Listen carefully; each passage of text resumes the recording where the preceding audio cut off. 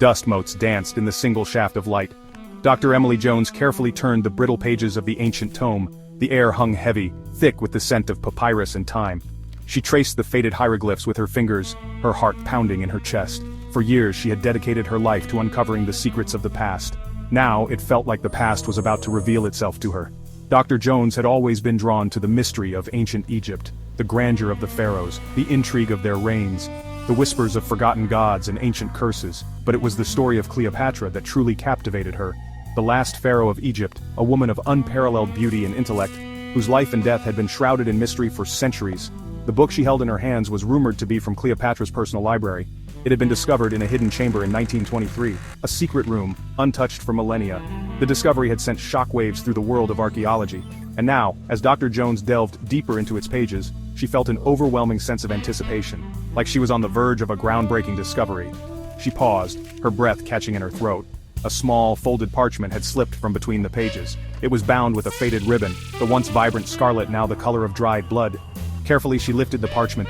Her fingers trembled as she untied the ribbon, and there, in elegant, flowing script, were words that had not been read for over 2,000 years. It was a letter from Cleopatra herself. Dr. Jones felt a chill run down her spine as she began to read. The words were written in Greek, the language of the Egyptian court at the time. But even before she could fully comprehend their meaning, she knew this was something extraordinary. The letter was addressed to a person named Apollonius, Cleopatra's most trusted advisor, a man who had disappeared from historical records shortly before her death. The letter spoke of betrayal, of enemies lurking in the shadows, and of a plot against her and her beloved Egypt. Cleopatra wrote with a sense of urgency, her words filled with fear and foreboding. She claimed to have uncovered a conspiracy that threatened to bring down her kingdom, a conspiracy that reached the highest levels of power, but the details, the names of the conspirators, were missing.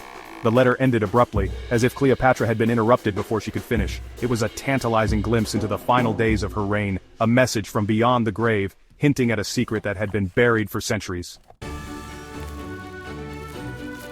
Dr. Jones spent the next several weeks poring over the letter, painstakingly translating each word, cross-checking historical records, trying to piece together the puzzle that Cleopatra had left behind.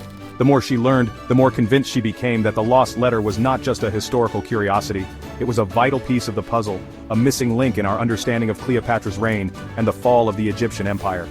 Cleopatra's life had been full of drama and intrigue. Her love affair with Julius Caesar, the Roman general who had helped her secure her throne, the birth of their son, Caesarion, and then, after Caesar's assassination, her alliance with Mark Antony, another powerful Roman general. But their love was doomed from the start. Their enemies in Rome saw them as a threat, and they were determined to destroy them. The letter hinted at a betrayal from within Cleopatra's own court, a trusted advisor perhaps, or a jealous rival, someone who had the ear of the pharaoh and the power to influence her decisions. Dr. Jones reread the letter, searching for clues, for any detail that might reveal the identity of the traitor, and then in the final paragraph she found it, a single sentence almost lost in the folds of the parchment: "Beware the serpent of the Nile." The serpent of the Nile. Dr. Jones's heart raced as she realized the significance of those words. It was a nickname, she recalled, given to one of Cleopatra's most trusted advisors, a man named Sobek, known for his cunning and ambition. Could Sobek have been the traitor that Cleopatra had feared? Was he the mastermind behind the plot that had ultimately led to her downfall? The discovery of the lost letter had opened up a Pandora's box of questions. It challenged everything that historians thought they knew about Cleopatra and the end of her reign. The search for answers had just begun.